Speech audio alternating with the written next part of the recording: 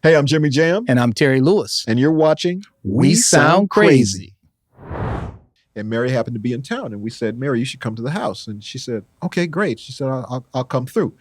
And then she said, who else going to be there? And I mentioned some names. And she said, oh, Janet. She said, Janet's going to be there? She said, yeah, Janet wasn't very nice to me when I met her. I said, really? She said, yeah. She said she was kind of, some wasn't really, that nice. We sound crazy.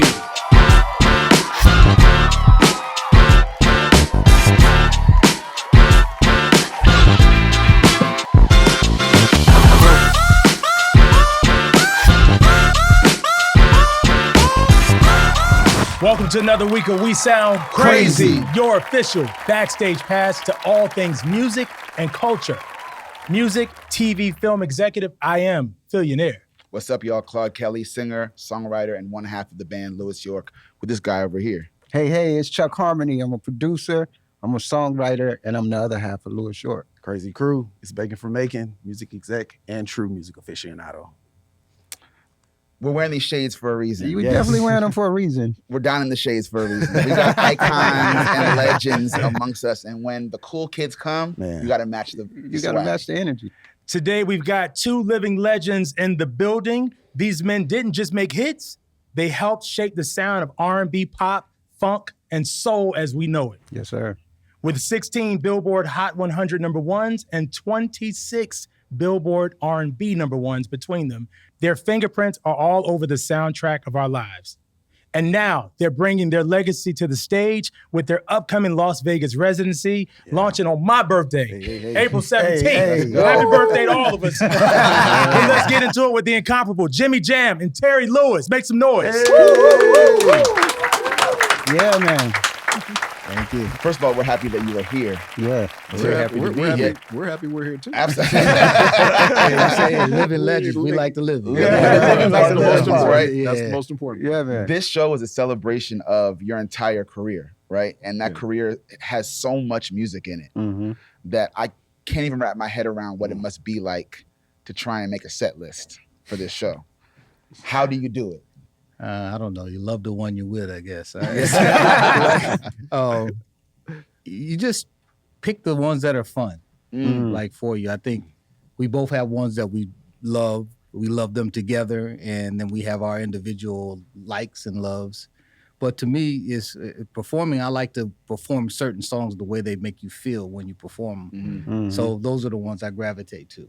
Okay. Because for me, this particular residency or performing is kind of selfish for me because I just get to be a bass player and I don't get to do that very often anymore. So Yeah. I just go back to the roots and go back to the beginning and how it made me feel. And I'm hungry for that. How did you know that Shanice and Ruben Studdard, who were a part of the residency, how did you know they would be the right fit? I think the key word is versatility. So if you think about both of their backgrounds, Ruben being an American Idol winner and Shanice being a Junior Star Search winner, part of the thing on those shows is you have to sing a little bit of everything and do it really well. So in our case, because you have on the male side, you could have everybody from an Alexander O'Neal to an Usher to a Johnny Gill, etc. You got to have somebody who can handle all those things, make it authentic, make it feel right. And Ruben can definitely do that. And Ruben has a show right now that's a Luther Vandross show that's absolutely killer. I mean, he does it. So he knows how to bring the essence of those male vocalists. On the female side, out of all the females we work with, whether it's Sherelle, whether it's Janet, whoever, Mary J. Blige, but if you think about it, Janet is probably the toughest one for people to nail. Absolutely. Because of the way she sings. It's so rhythmic in what she does. Yeah. Well, Shanice is the perfect person for that because Shanice is like a Janet aficionado. Yeah. I mean, she knows every breath, every little thing. So when she sings those songs, she brings them to life in her own way, but very much in the spirit of Janet. So they were the two perfect people. Plus, they love to perform. They love to entertain. And they're beautiful people to get along with. And as you all know, I mean, that's a big deal. The chemistry is very important. And we have great chemistry with them. I recently caught y'all on the Tamron Hall show for one of y'all promotional stops, and the energy on the stage was just electric. What are y'all hoping that people take away from the residency outside of your catalog of music? I like to call it. So I like what's I like to call informed listening. And it means like when you know about a song, you know the origin of the song, you kind of know a little story behind the song. It's like hearing it for the first time. And I think it's a unique approach to doing it, but I think that we have the repertoire, if you will, to do it, and the scope of artists that we worked with over the years, because you're talking about obviously the Janets and the people like that, but you're also talking people like the Human League. Yep. You know what I'm saying?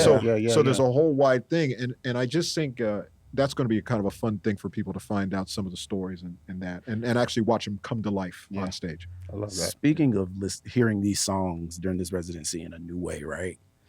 How are you all making this big enough for Vegas, but also keeping the integrity of the music and what people know, and making it to where they can recognize it, but also feel the energy that's going to happen during this Vegas residency? Well, I think as creators of the music originally, along with the artists, I think, not to brag, but I think Go ahead and brag, Terry. not to brag, Go ahead, brag a little bit. yeah. Well, I think we do it better than anybody's ever done it. Boom. Yeah. Just because we understood the initial intent of what the music was supposed to do, and we know that music is the divine art. And back to the takeaway from what we're going to do in Vegas is, I think people are going to feel a spiritual connection to the music. So, like you say, it was intentionally done that way. It was created for those things. We made this music for our people, and we always want to uplift and bring people forward in the way they think. And I think people are going to leave there with that feeling. There's a power that you get in that, and so that empowerment, hopefully lasts past the last song. And we get to take it home with you. Yeah, I think that's the thing. I think the beautiful thing about what music does is that you're going to see a very diverse room of people in different ages and different races and all of those different things. When we drop that first song, we drop that first note, everybody is going to be connected for that hour and a half, for that 2 hours, whatever it is. And we're going to take them on time travel. We'll be like a jukebox. That's and awesome. we're going to hit everything. But it's important to us for people to play the songs as they were originally done. That's really important to us. And I'll say something, going back to when we were just musicians, back when we were just growing up, and we were learning everybody else's hits. And that was part of our music education, right? Was to learn how those hits were put together. It's so fun now to be able to play our own songs in that same way, that we know how they were put together. So it's not bragging, but I think we're going to play the songs in a way that you haven't probably heard the songs before, because we know all the little intricacies of stuff, and I think that's what we're looking forward to. Yeah, and I guess a single word to sum it up is, I think after it all, you will feel proud to be a part of it. Yes, That's great. Because it's a team sport. everybody makes it a hit. Yes. We just make music. Right, But everybody's participation in it made it a hit. right. So Whether they everybody bought it, will listen to it have on the a piece of the radio, ownership whatever. of it. Yeah. That's So good. I got to ask my co-host, what's a song that y'all got to hear in the set list? I'll go first. Please do. Optimistic. Sounds of Okay. Blackness. All right. That's a must. That's literally a song I listen yeah. to every single day. Wow. Yeah. To this very Thank you. day, Yeah, every yeah, yeah. single day. My most played song, if you look at my preferred DSP, you'll see, but it's literally one of my favorite compositions in history. Thank you. So that's I gotta hear that. Hopefully it's in the set list. Well, we're still tweaking. We still have See, a I couple told you weeks that to this go. is not So easy. we're still, Yeah, we're yeah, still yeah, tweaking. yeah. We're taking the feedback. Absolutely, yeah. Claude? It's crazy I'm not saying Janet first, but I think that Can You Stand the Rain is one of the best R&B songs ever created. All right. Sonically, the vocal, just the whole feeling of it. It's magic in a bottle. Man. And I cannot wait to be at the show and experience that in person. I'm sure I'm gonna get chills, but that's one of my favorite songs, period. So to experience it live from the creators is gonna be a highlight for me. yeah, Thank you. that's what I say. AI can't do that. AI can't do that. That's what I'm saying. Yeah. Yeah. For me, I'm a chord man. So Ralph Tresvant's Sensitivity. Yes, sir. The chords on that Yes, sir. song. Yes, sir. I still ain't figured it out. Maybe you can. I haven't either. I haven't either. I just want to hear that live and the soundscape of sensitivity. I would just love to hear that in that space. Yeah. So sensitivity Gotcha. for me. Okay. I think Okay. for me, it'll have to be Love Will Never Do. Ooh, that's my Just- favorite Janet song. Yeah. Just It the is? beginning of that, and Wow. I don't even know if this is a word, the etherealness of it. Just it surrounds you when it comes on, and it's just you're in one big bubble of just musical greatness when you listen to that Wow. record. So Thank that's you. it for me. Is there anyone that shows up to this show that makes the great Jimmy Jam and Terry Lewis nervous? Is there anyone that you look at and you see and you're like, oh my God, I can't believe so-and-so is sitting out there and it throws you, or are y'all just too cool for school with That's a nothing? great question. I don't know if nervous. I Yeah. mean, Or just so shocked that you're like, oh my God, I can't believe so-and-so came. I hope that happens. Yeah. That would be yeah, cool, yeah, right? yeah, I yeah, embrace yes. that totally Yeah. because I'll be sitting there trying to figure out how to get them up on the stage. That's Plotting right. and planning. Yeah, That's like, right. what can we do? Yeah, Yeah. exactly. Yeah, that is What do very you true. know? Right. Yeah. What key you want to do it? Yeah. Exactly. Yeah. That's right. Yeah. So we got some viewer questions from our crazy crew. They knew you were coming on the show.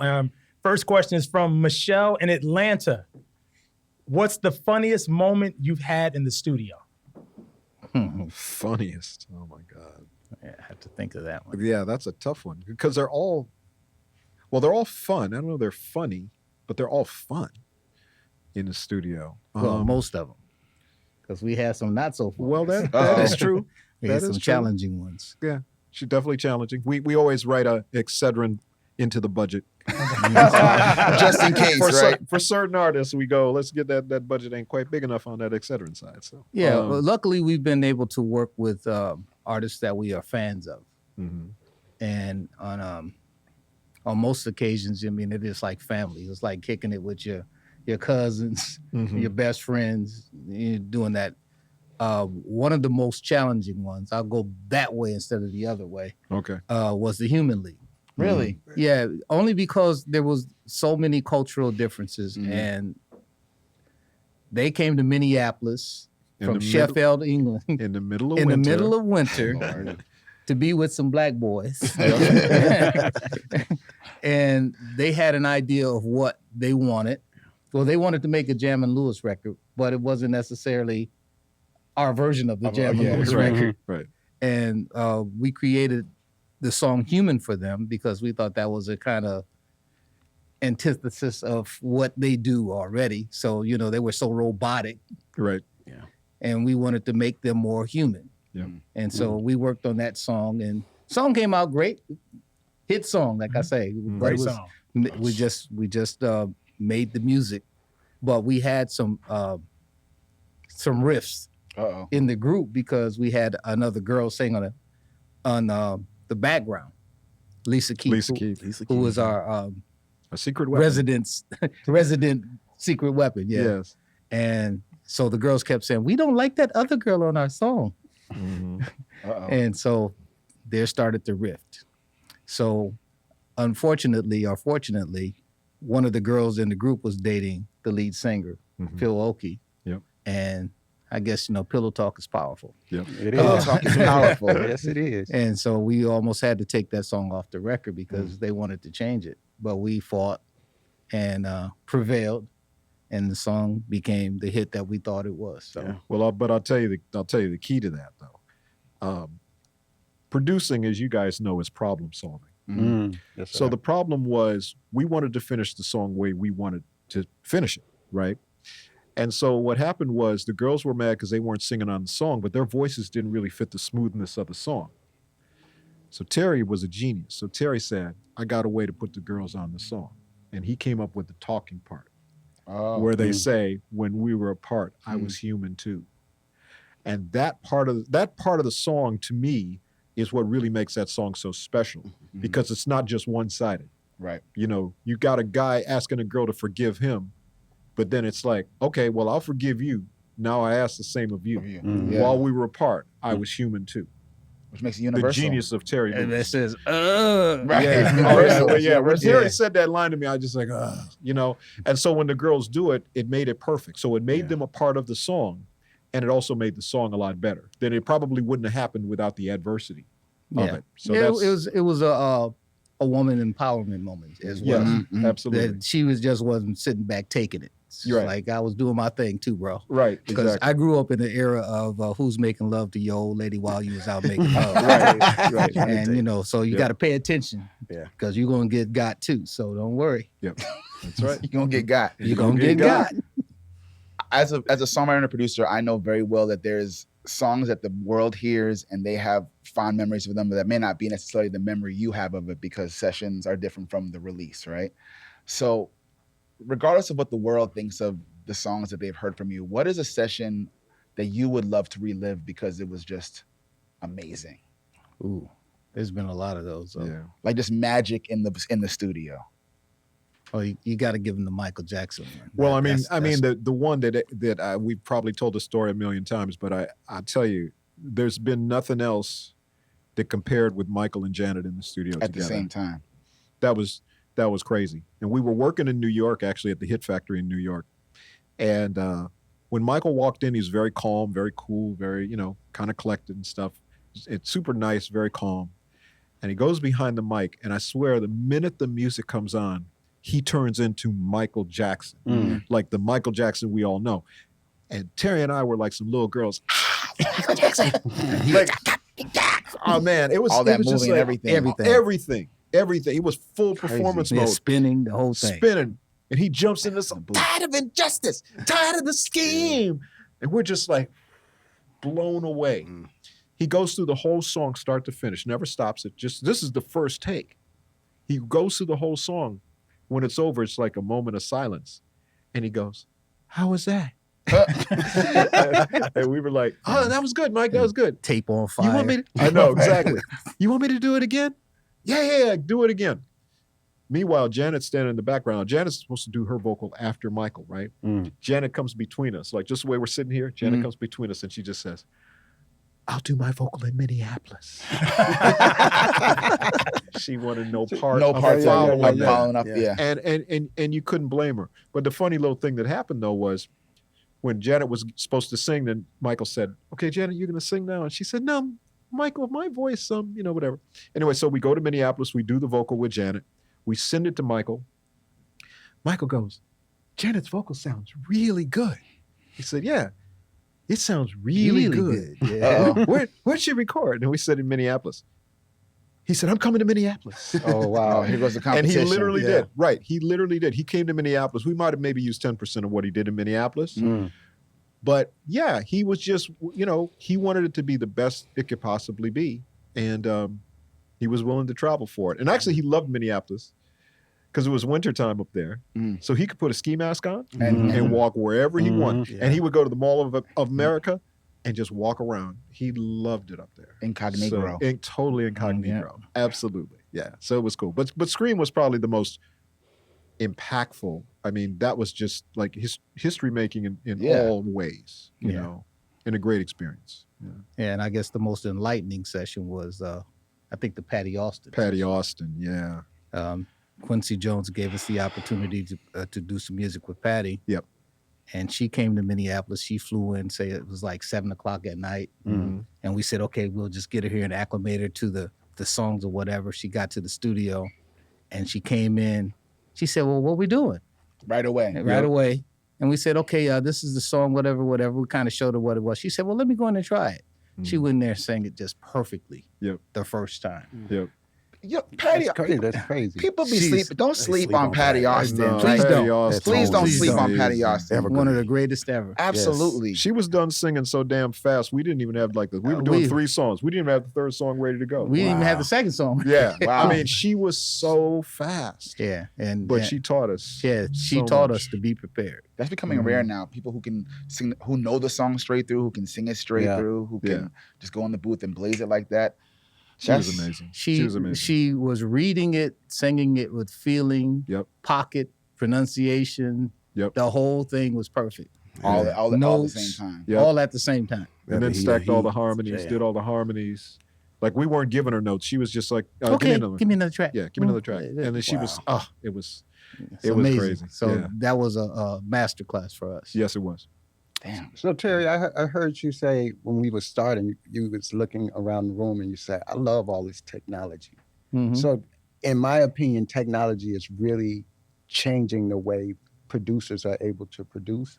Do you think technology is changing the way songwriters will write songs in the future? Yeah, I think it has. I mean, it makes things a little bit more convenient. Yeah.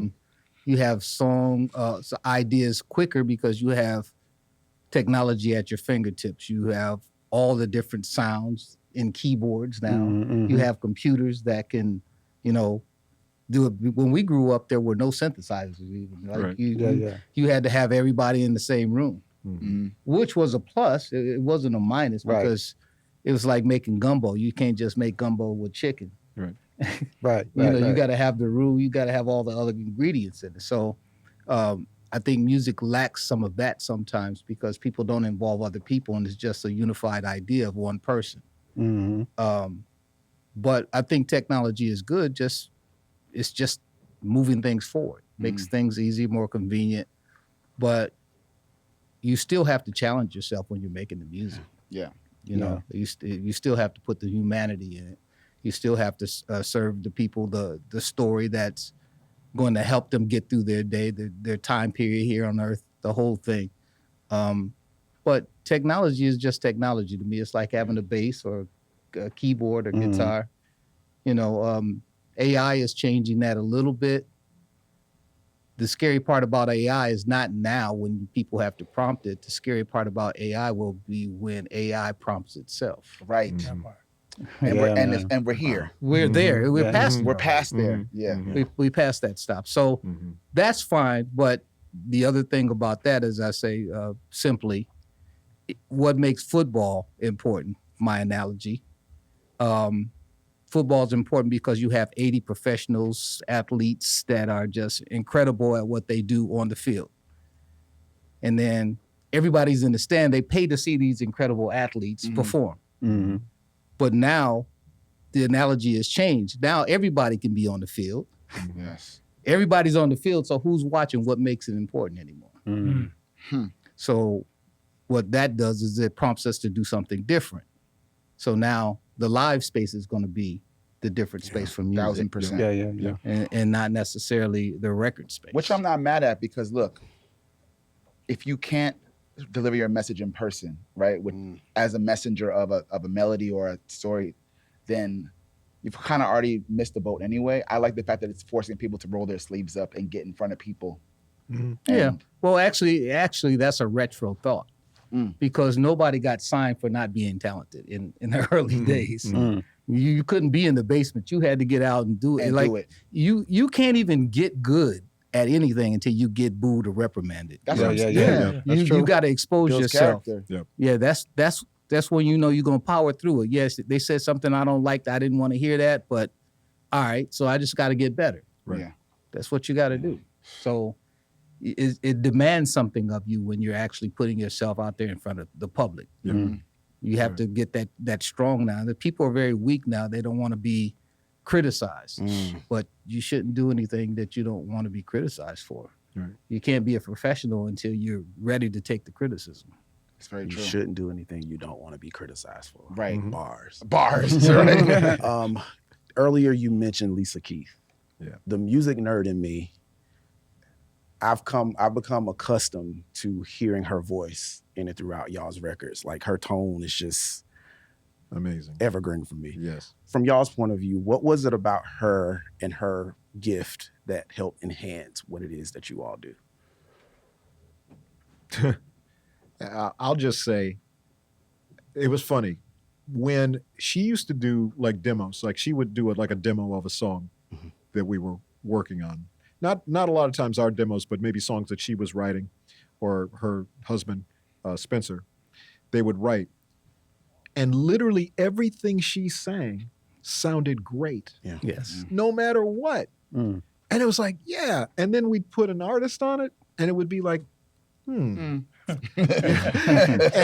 it taught us, it was one, once again, lessons. It was one of those things. It taught us that sometimes a voice can really elevate something to a place that it doesn't, not that it doesn't deserve to be there, but maybe isn't quite there. And that was the way Lisa Keith's voice was. And that's why she was like, we just said like the magic or the secret weapon on a lot of songs for us was putting her background tonality on it. And we finally got to do an album with her. Yeah. That's tough to find. It might be on streaming have now, it. I think. Okay. Yeah, we did a The Lisa Keith aficionado album. gonna have it. Trust me, I believe that. Oh, yeah. Yeah. And it was so much fun to make that record with her. And the other thing too is, we've talked a lot about the spirit of things. Mm-hmm. You couldn't have a person more talented with more of a beautiful spirit about her than Lisa Keith.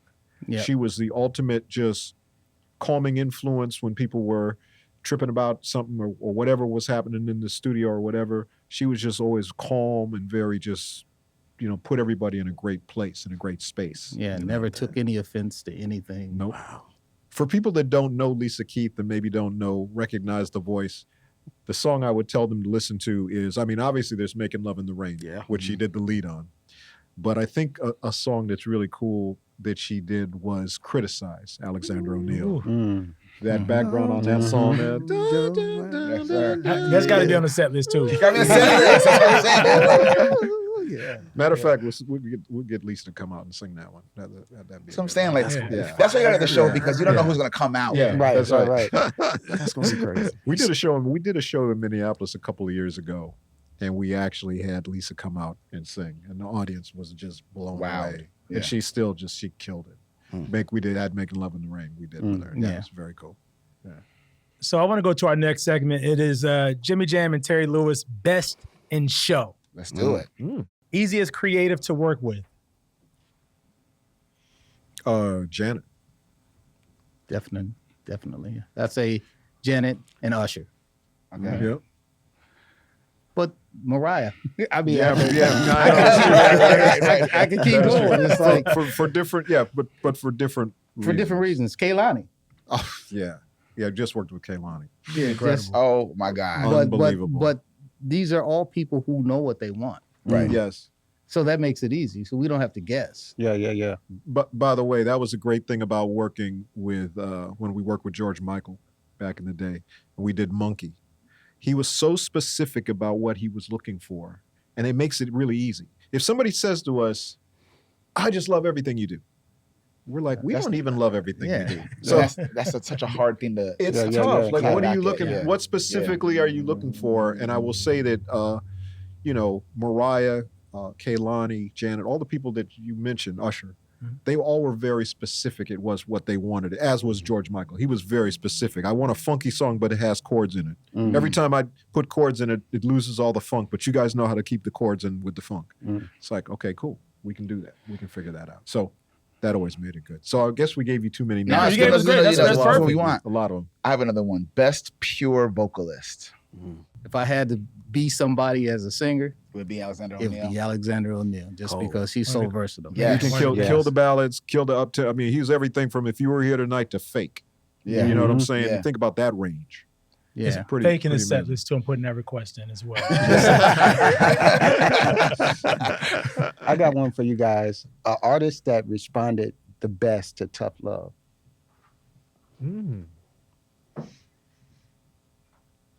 Trying to think who we had to be tough on.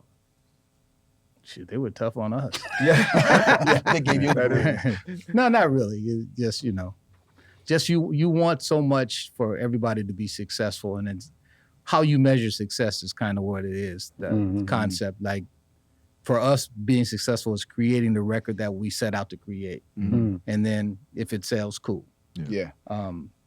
But you want everybody to have that post-studio experience that they really want to have. And that's tough. It doesn't happen for everybody because there's too many factors. The person I'm thinking of, and it's not. I wouldn't say it's tough love as far as vocally, but tough love in just making her see herself as the queen she is. Mary J. Blige. Yeah. And I would say also Sherelle Yeah, very true. from the beginning. When Yeah, you say very making her feel like she's the queen she is, because I mean, Mary came out the gate and she had just massive hits. Yes. So the world had certainly told her, yo, we love you, keep doing what you do. So what was it about her in the studio at the time she got in with you that needed coaching to believe in her queendom, if you will? I think it was more of a insecurity of whether she thought she had a great voice or not, or whether she really thought that she deserved the accolades that she was getting. I'll tell you a quick story, and I don't know whether this points to this, but it just kind of person Mary was. So I'll tell you, the first time we worked with her, though, we had given her all these kind of different songs, and she wasn't feeling anything. She was just like, she wasn't liking anything. That ain't me. That ain't me. That ain't me. And we said, well, Mary, what are you looking for? And she said, something that sounds like me. And we said, oh, okay. And then we put on the track for Love Is All We Need. Just the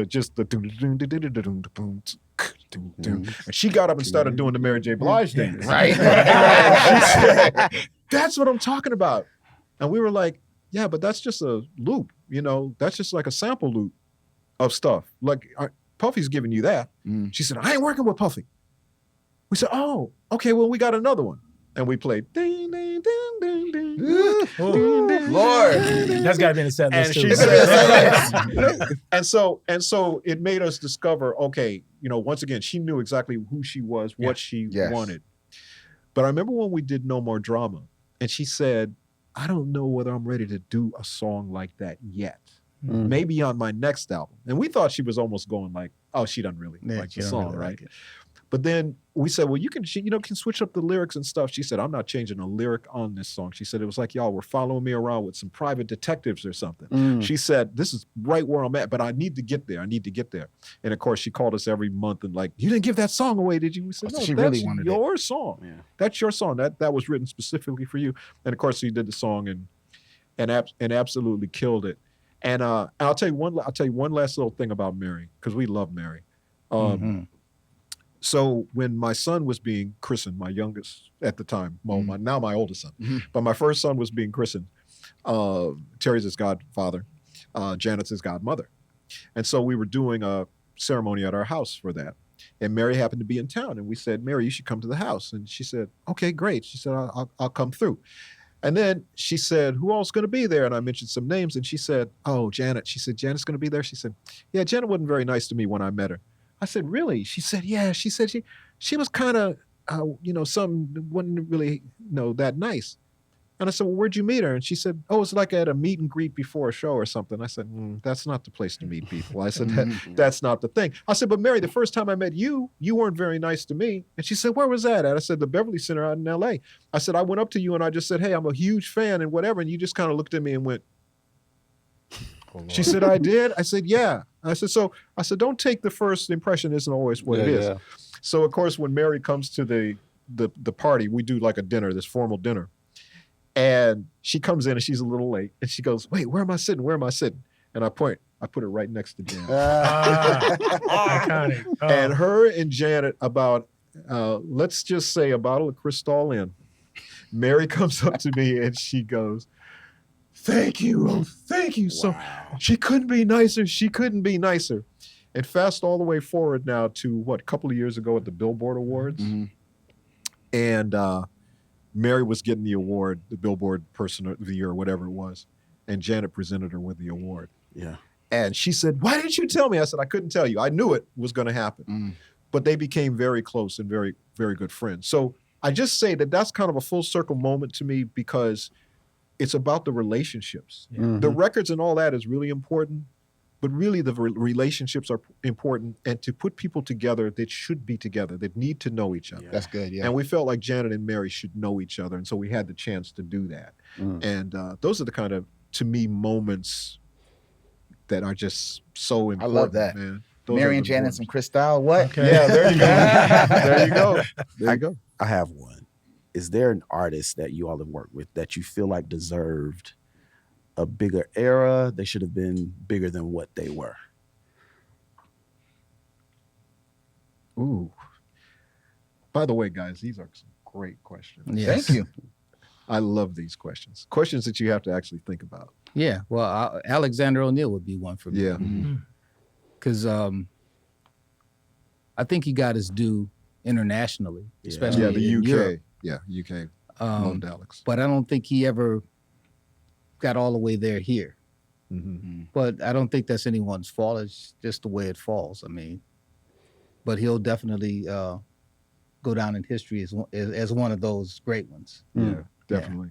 Definitely. I'll tell you another person that comes to mind for me. We didn't work with her extensively, but when we worked with her, we had a great time, and that was Deborah Cox. Oh, we Deborah. love Deborah Cox. DC for sure. She's cold. Yeah. Deborah was amazing, but I have an analogy. Probably I'm the king of the bad analogies, by the way, so forgive me. But my analogy was always that, if you're a basketball fan, you remember those OKC teams when Durant was on the team, and Durant was the sixth man on the team, literally. And then he went to Houston and became, basically a Hall of Famer, right? Harden. Harden. I'm sorry. Who did I say? Durant. Oh, Durant. I'm sorry. Yeah, not Durant. Yes, Harden. So Harden. So when Harden left OKC, he became, the Harden that we know, the Hall of Famer. So I always felt like Deborah Cox, part of the problem, I guess, if you will, not that it's a problem to be signed to a label, but the fact she was on the same label as Whitney Houston. Yeah. So she was always going to be the sixth man. Yeah. She was never going to be that. And I really feel that way about a little bit about Shanice for sure. being on the same label as Janet. Yeah, When Shanice left A&M and went to Motown, that's where she had her biggest hit. Yep. And so I always felt like with Deborah, she was kind of in Whitney's shadow, unfortunately, but she obviously is amazing. Absolutely. So when you talk about someone who probably isn't as highly regarded as she should be, as just an all-out singer, it's Deborah. And Deborah, we did a show in Minneapolis, or we rehearsed for a show in Minneapolis. And I remember when she came to the rehearsal, or it was actually in Atlanta. And when she came to the rehearsal, and she like literally upped the whole level of everybody there. Because we literally had at that rehearsal, I mean, Yolanda Adams was there, and Nesby was there, like all the divas. Heavy hitters. All the heavy hitters. Shantae Moore was there. Like everybody was all at this rehearsal. And Deborah came in just fresh off the plane, sat down or stood up at the mic and just said, okay, what's my song? And started singing. And it raised the whole level of everybody because everybody was like, oh, it's going to be like that, She don't huh? play. Yeah. Them Canadians don't play too. Yeah, they know. Yeah, they know. Oh, Canada. Yeah. That's the only part of the song I know. But They come in prepared. yeah, they Yeah. come in prepared. Yeah, they And do. so he killed it. I gotta also put Shantae in that Yeah. because Yeah. Shantae Shantae. Moore is like one of the dopest singers ever. Yes. Yeah, she falls into that category. Yes. Not should have been, Yes. could have been, would have been. But the cool thing is though, all the singers we mentioned are still pretty much around. Absolutely. Working. Yeah. And so there's still a chance, we're actually planning on working with both Shantae and Deborah Cox in the future on some things. So, hopefully those things still happen. And, live, they're incredible, when you see them live. And, Incredible. And starting to Yeah. get their due now. they are, Yeah. yes, I the think so. appreciation is coming I down think for so. sure. Yes. Absolutely. So I'm gonna ask you on the other end of the spectrum, who was the most argumentative? Oh Lord. Argumentative. Yeah. Well, I don't think we ever argue with anyone. Not really argued, but Yeah. I got one though. I got one that we sent home.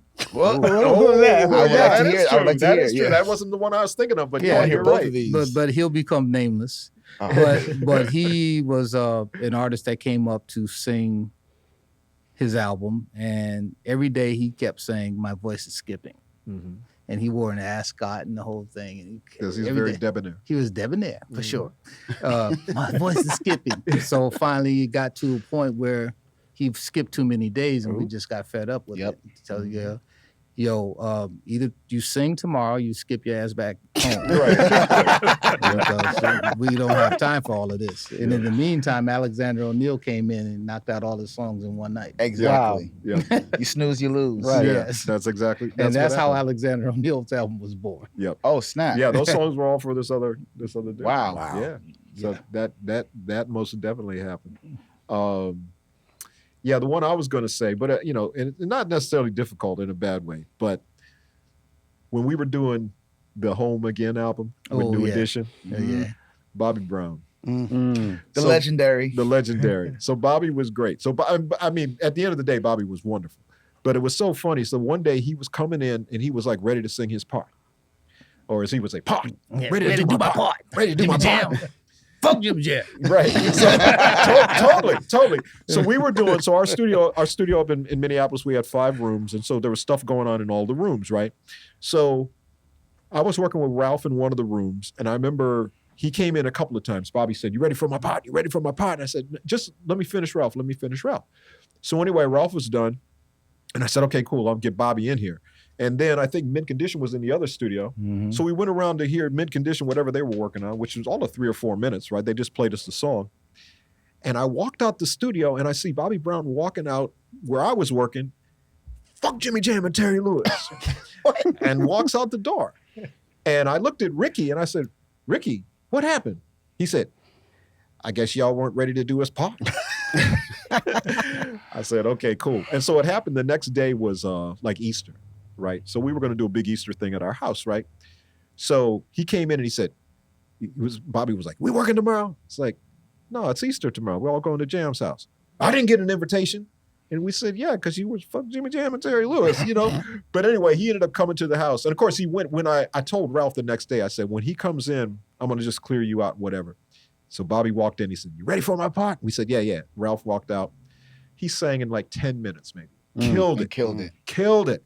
And walked out. He said, "How was that?" He said, "It's great, man, great." So it turned out to be cool. But once again, as producers, like I say, it's problem solving. Mm-hmm. But part of it is psychologically knowing what people need. Mm-hmm. Bobby needed to sing his part when he was ready to sing his part. Mm-hmm. And so once everybody knew that, whenever he was ready to sing, he was there. Whenever he walked in the studio, we were ready for him. And he delivered. And he totally delivered. Yeah. And then, and Ralph was exactly the opposite. Ralph would be in there, he'd spend 5-6 hours in the studio. Yeah, he's disciplined. Yeah. Totally. And still wanting to do more. Just But lock in. I'll tell you a quick story too. I might have told you this before, but when we did the Heartbreak album, it was, Johnny had joined the group at that point. Mm-hmm. But Ralph and Ricky weren't really feeling that. And Biv and Ron, they were cool with it. Mm. And so first thing we did was we got around the little conference table at our studio. And I said to Johnny was sitting at the other end of the table. I said, "Johnny," I said, "you're not going to sing any leads on this album." And I didn't know what he was going to say. And he said, "That's cool, man. I'm a team player, man, whatever y'all need." So as soon as he said that, that broke the ice with everybody. Yeah. And of course, him and Ralph became the Mutual Admiration Society. Because whenever I was working with Ralph, Johnny would be in there like watching everything. Like, "Man, how's he doing all those backgrounds, man? How's he doing all that stuff?" And then Ralph would sit in when Johnny would work and he'd be like, "Oh man, how's he going and, sing so fast and, whatever." So that was important though. But that was the glue that really made that album work. Yeah. Because there wouldn't have been none of those, "Can You Stand the Rain," or any of those songs that you're talking about. Those songs wouldn't have existed without that first initial, come to Jesus moment or whatever you want to, call it. And that's, to me, I think when people think about producers, they think about the technical side of it. And that is part of it, for sure. But the human side of it, the therapy side of it, the psychiatrist, the psychologist side of it. That's the biggest part. That's the biggest part of it. Because if that mental is not right, you're not getting any great song. Absolutely. Yeah. That's so true. Make some noise. Best in Show edition with Jimmy Jam and Terry Absolutely, Lewis. absolutely. I want to ask a couple more questions before we book our tickets to go to the show. You talked a bunch about the reason for doing the show and even why technology is potentially dangerous for artists because it keeps people from getting in rooms together. The art of the band, the power of the band, right? Collaboration. I mean, you call it garage band because people used to literally be in a house together figuring it out. That's right. And you guys have been responsible for so many bands, SOS Band, Mint Condition. The time. The time. I mean, just where it all started. Absolutely. Yeah. Is there hope for Black bands in the world we live in right now? Because I feel like we need them. Where do you feel the state of that is? I think there's always hope. I think there's young kids out there that don't know the divided by theory, that just like being around their friends playing, because that's how we grew up. Yep. You got drums? Yep. Yeah. All right, I got a bass. Yep. Yeah. Just get in the basement and figure it out. Yep. And I think that's happening right now. But you need people to identify that talent and bring it forward. Like when we signed Mint Condition, no one wanted to sign a band. Right. And we were told we were crazy. When we signed Sounds of Blackness, people told us we were crazy. We were signing a gospel group, Yep. you know, a 40-piece gospel group. Like, Right. how you going to divide the money? Like, well, you worrying about something that we won't get to that for years. Right. Exactly. Right. But we got to make some music that actually moves people Yep. to even have that conversation. So it's about the music first, you know, and shouldn't worry about like how many people are involved. The more people, to me, the better. Like, even though Jam and I work together, we've always had many other people that work along with us as part of our crew. Yep. Just because we love to give that opportunity and we love that input. You know, the Avila brothers, Big Jim Wright, John Jackson now, Yep. Alex Ridgeboard. Just there's so many people that we could just name. Lisa, Keith. yeah, and Spencer Bernard. Spencer Bernard. Yeah. Yeah, it's just so many people that contribute in other ways. I mean, Lance and Tony Lance and Tony, Prof yeah, T, from yeah. Prof T, from Low Key. Yeah. Low Key, yes. Takes a village. Low Yeah. key. Yes. Yeah, Man, I Low love key. low Don't key. sleep. Yeah, bro. Well, that was another band that, you know, once again, people weren't checking for a band, but Yes. we liked the idea of bands, and we felt like back in those days, we wanted to sign things that nobody else was signing. Yeah. That was the whole point of doing our own label. Yeah. Was to do things that other people weren't doing. So And when we grew up, there was nothing but bands and groups. yeah, You know, singing groups, bands. Yeah. You know, and I just the many constructions, mass construction, yeah, mass production. Yeah, You had- brass construction. Yeah, you had all Yeah. brass construction. Right. You had so many many bands. Yeah. That's a special thing to me, just to be able to collaborate with other people and bring other energy into a room, man. Yeah. Yeah. Some of the greatest groups of all time, you know, Kool and the Gang. I Man. cut my teeth Yeah. on playing cool bass parts. Yep. Like, yeah, that was inspiring for me. And you just need people to inspire you, man. That's what it's all about. I'm glad before he passed, but I'm glad that Raphael was able to get Tony back together. Yes. Yes. man. I think that was a really, really important moment. And I think when people see people having fun together in a band, I think Yes. that'll be the thing that'll drive Yes. that going forward. Because you almost have to see it in Yeah. order to go, oh man, yeah, we should do that. We should do a band. And things are very cyclical. We've been around so long now. We've watched the pendulum swing back and forth or the clock go around many, many times. So I would say that it's probably the idea of bands and more collaboration. I hope that that's on an upward trend. I believe that it is. Yeah. Because I do too. I would love to see that happen. Same. Speaking of bands and collaboration, the music nerd in me would love for you all just to reflect on your fondest memories of working with Jelly Bean Johnson. I know we lost him last year, and I've always just been enamored with you all and just everybody that's come from you all's camp. Jelly Bean, one of my oldest friends. Actually, I can almost say Jelly Bean was the reason, along with David Island, that I even got into playing music, because I never was into music like that. Jelly Bean was a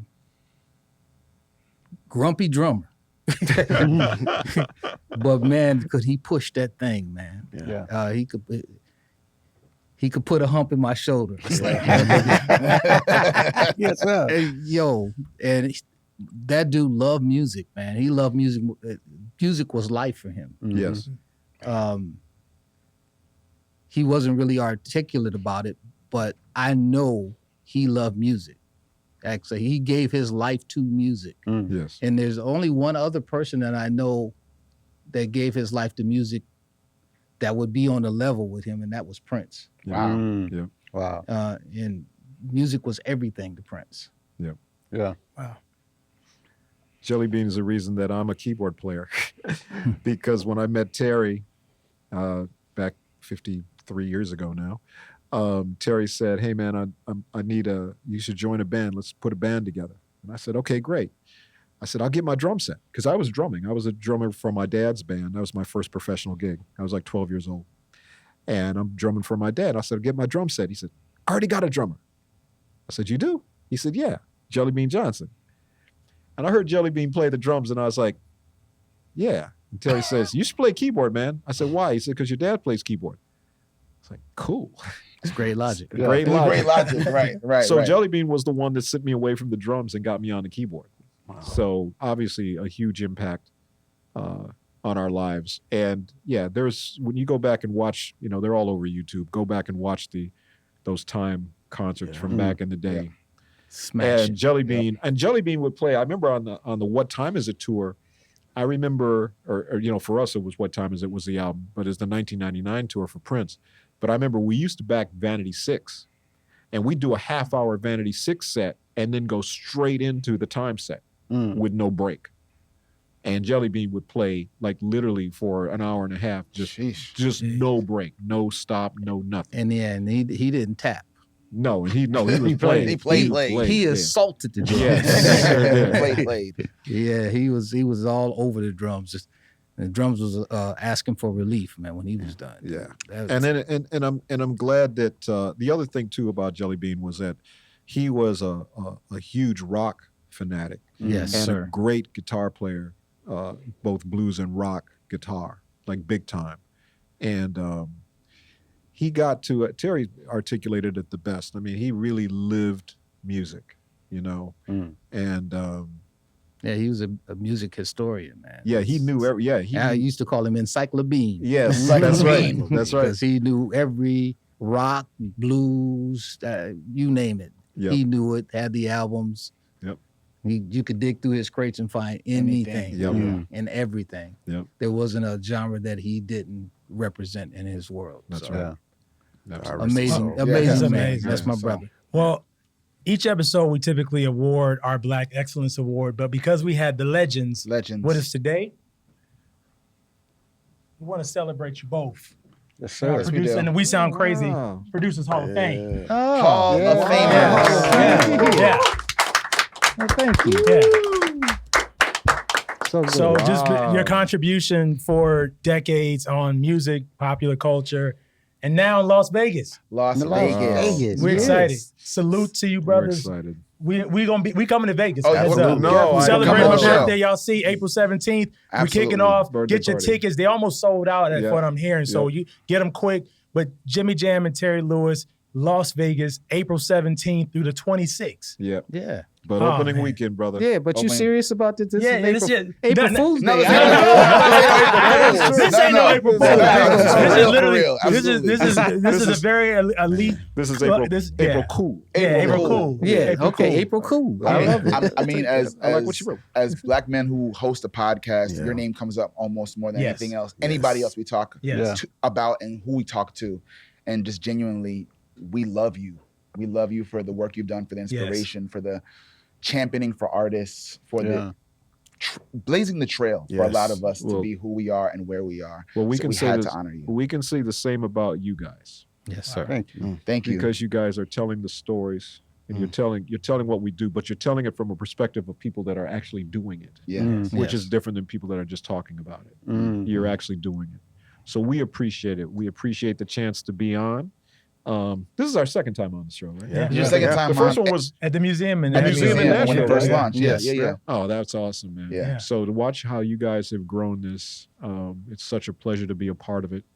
And thank you for having us. No, Yes, thank you. you. It's Honored. all Thank excellent, you. man. Thank you. Yes, Thank sir. you. Thank you. Make sure you follow us on all platforms at We Sound Crazy and WeSoundCrazy.com. Click and subscribe below.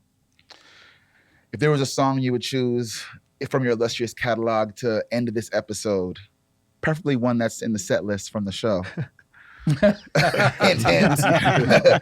What song would you choose from your catalog to end this great conversation of We Sound Crazy? Well, it would probably be, we'll cheat and Okay. say there's probably two songs. Okay, Mhm. One would be Optimistic, Sounds of Blackness, there you go. for the There you reasons go. we've already Yes, of course. illustrated. And I would say Open My Heart by Yolanda Adams. I love it. I love it.